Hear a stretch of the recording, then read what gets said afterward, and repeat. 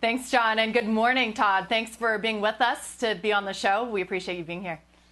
Yeah, it's great to be here. So, Todd, in that tweet storm, you laid out the benefits and some of the drawbacks of the IPO process.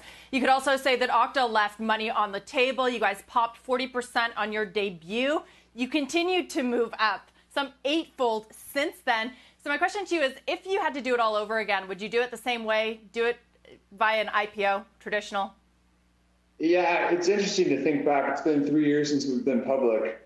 And Okta is about connecting employees at every company in the world to their technology to be productive. So the employees at FedEx or Nordstrom log into their technology at work through Okta, or the customers from Major League Baseball or JetBlue log through Okta to get to the websites and mobile apps for those organizations. So for us, a big part of the IPO is getting more visibility with customers, more mentions in the press, more opportunities to be on media. So that was a big benefit. The other thing that's going through the minds of all these CEOs is they take their companies public. And I think one thing that's left out of this debate is that if you're taking your company public, there's a big incentive to not do anything out of the ordinary.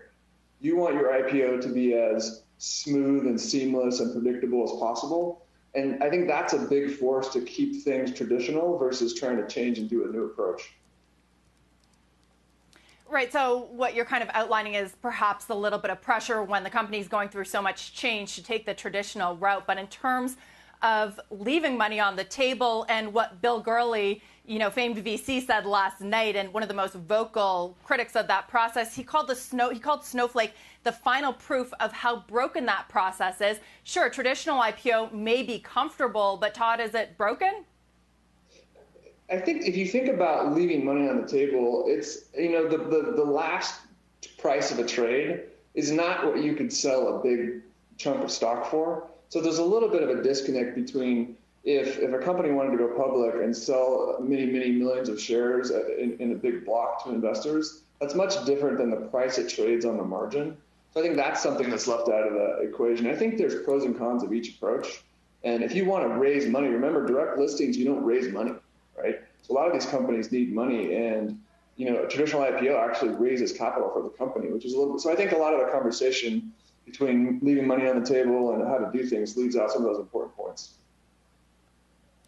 Todd, Julia here. A question for you about one of the issues you raised in your tweet storm about the big risks, just from a management perspective, of taking a company public. You said your concerns pre-IPO were that employees would watch the stock price and lose focus, that you'd be constrained, no longer agile and aggressive, and there would be less intensity after reaching the goal, having that IPO sort of feel like that end goal. From a company that's trying to innovate and grow and really push the ball forward, those risks seem very meaningful. How do you think that's played out, and what would your advice be to other startups that are trying to figure out how to maintain that intensity and that pace of innovation in light of the fact that the IPO really could change things?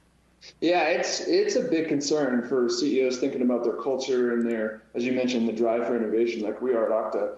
So remember, the big thing about the IPO is there's a scoreboard every day for your employees. And the last thing you want is when the price goes down for your employees to be demotivated. And by the way, that's why there's an incentive when these IPOs go out to try to do everything possible to make sure the shares trade up, right?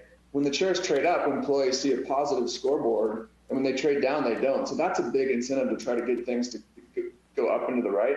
What we did at Okta, one thing that worked really well, is far before the IPO, a year or two before the IPO, we worked hard on resetting the goal. So the goal was no longer to go public. The goal was to build an iconic technology company, to build a company that could help customers continue to grow long after the IPO. So moving the goalpost, so to speak, further out beyond the IPO worked very well for us.